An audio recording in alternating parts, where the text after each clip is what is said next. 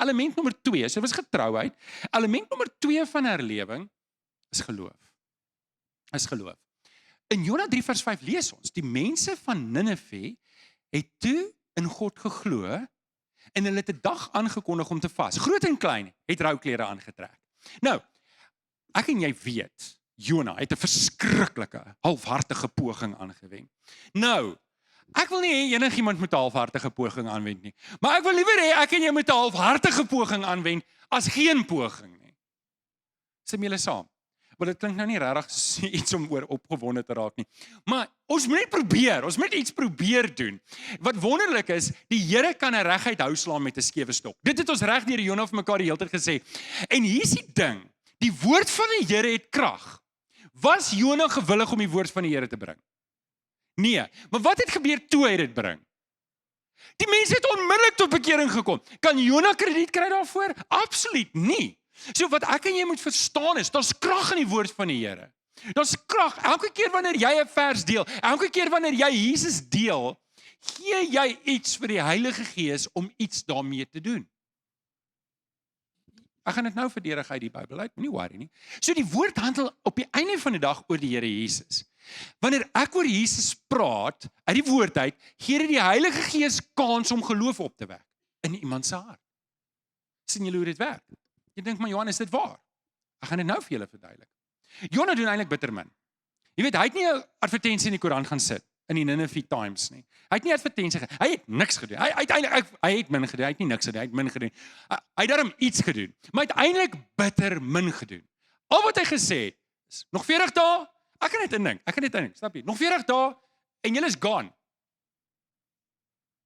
Bye. Dis wat hy gedoen het. Maar omdat hy die woord gebring het wat die Here vir hom gegee het, bekeer hulle almal. Sien julle die krag van God se woord? Julle, ek moet nou so versigtig wees om nie my slides vooruit te hardloop nie, want ek het 'n paar belangrike goed om te sê. Maar hier's die ding wat ek wil hê jy moet doen. En as jy iets wil neerskryf, dan moet jy hierdie neerskryf. Die Here kan so baie met so 'n bietjie doen. Die Here kan so baie. Dis kom as die Here my net vir oggend kan help, dat ek jou net daai stampie kan gee om te sê, wat ook al jy doen, moet net nie niks doen in die koninkryk nie. Moet net nie niks doen nie. Doen iets. Be out there.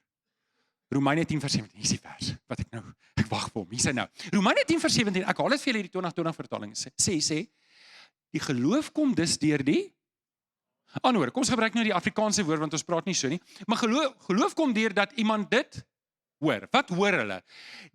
Wat hulle hoor, kom deur die verkondiging van Christus. Met ander woorde, wanneer kom geloof?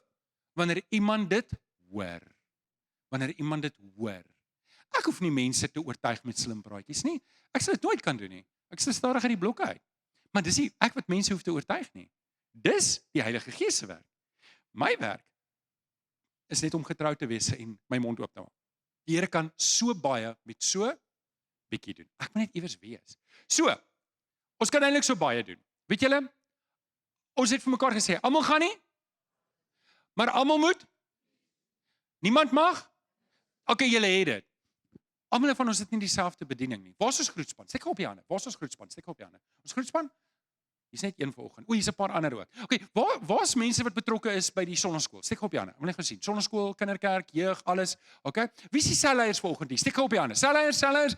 Wie is daar wat buitekant sendingwerk doen op een of ander manier? Jy verkondig die woord daar iewers daar buitekant. Okay? Daar's 'n paar van julle ook. Okay? Wie van julle is betrokke by berading op een of ander vorm? Hoor ek wil nou, ek maak nou 'n punt dat iemand hulle hand iewers moet. Wie is betrokke by die koffietafel?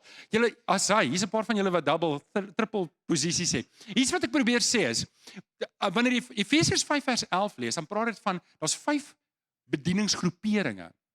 Almal gaan nie oral betrokke wees nie, maar almal moet iewers ingeskakel wees. En ek pleit vanoggend by jou. Ek pleit vanoggend namens die Here by jou.